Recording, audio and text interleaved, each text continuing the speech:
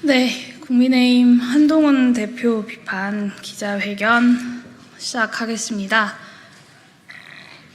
기본소득당 대표 용혜인입니다. 대통령께서 약속하셨다. 한동훈 국민의힘 대표가 윤석열, 김건희 부부에게 바친 사실상의 항복 선언이자 당대표 포기 선언입니다. 그간 대통령을 비판하던 친한계 인사들, 보수 언론들조차 하루아침에 말을 바꿔서 대통령이 한 대표의 입장을 전격 수용했다고 떠들기 시작했습니다. 묻지 않을 수 없습니다.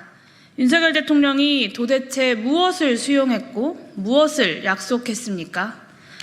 국민 눈높이에 맞는 담화가 되어야 한다라는 한동훈 대표의 요구도, 전면적 인적 쇄신과 특별감찰관 임명에 대한 약속도 이루어지지 않았습니다. 휴대폰은 바꾸겠다. 영부인은 건드리지 말아라. 이 두 가지가 사실상 전부 아닙니까?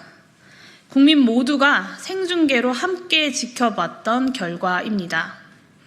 심지어 한동훈 대표는 정권 퇴진 집회를 범죄로 매도하고 집회에 참석한 국민을 비상식적 국민이라고 비난했습니다. 국민 눈높이에 맞는 변화를 약속했던 한동훈 대표가 끝내 국민이 아닌 용산의 눈높이를 선택한 것입니다. 그렇게 상식을 강조하시니 또 한 번 묻겠습니다. 영부인의 국정농단 행위를 두고 부부싸움 좀 하겠다라던 대통령의 대답은 한동훈 대표의 상식에는 부합합니까? 김건희 여사가 본인의 공천 개입이 들통날까봐 전전긍긍했다는 명 씨의 자백이 공개되었는데도 대통령 부부에 대해서 수사도 못하고 있는 검찰은 상식적입니까? 한때 조선 제1검으로 불렸고 대한민국의 법무부 장관까지 역임한 한동훈 대표의 상식이 정말로 그 수준입니까? 한동훈 대표는 이미 잘 알고 있을 것입니다. 대한민국에서 가장 비상식적인 사람이 바로 윤석열 대통령이라는 것을 말입니다. 그러니 국민을 모욕해가면서까지 현실 도피를 하고 있는 것 아닙니까? 한동훈 대표가 앵무새처럼 반복하고 있는 특감 주장은 스스로 국민 상식에서 멀어지고 있다는 것만 증명하고 있습니다. 특감이 아니라 특검해야 할 때입니다. 영부인의 미래 비위가 아니라 과거와 현재의 비위를 명확히 규명해야 합니다. 한동훈 대표가 대통령의 임기를 하루라도 더 보존하고 싶다면 당대표로서 특검을 결단했어야 합니다. 박근혜 공천 개입 사건의 공판 담당 검사였던 한동훈 대표가 특검의 정당성을 가장 잘 이해하고 있을 것입니다. 심지어 2018년 한동훈 검사는 윤석열 검사와 함께 이명박 대통령의 뇌물수수죄를 기소해 유죄를 이끌어냈습니다. 당시 재판부는 검찰의 상소를 받아들여서 대통령 후보 경선 승리부터 취임 이전까지의 기간은 대통령이 될 자의 지위이므로 공천 관련 금품 수수 시 처벌 대상이다 라고 하는 아주 상식적인 판결을 이끌어냈습니다. 저는 한동훈 검사의 그런 판단에 깊이 동의합니다.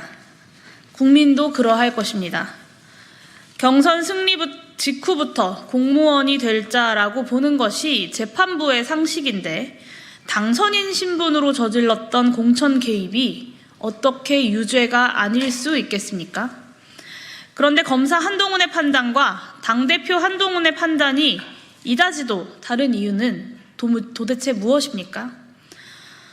한동훈 대표가 착각하고 계신 것이 있습니다. 오늘날 한동훈 대표가 그 자리에 올라 있는 것은 국민의힘 당원들과 보수 지지자들조차 보수가 살려면 윤석열 대통령의 폭주를 멈춰야 한다라고 판단했기 때문입니다.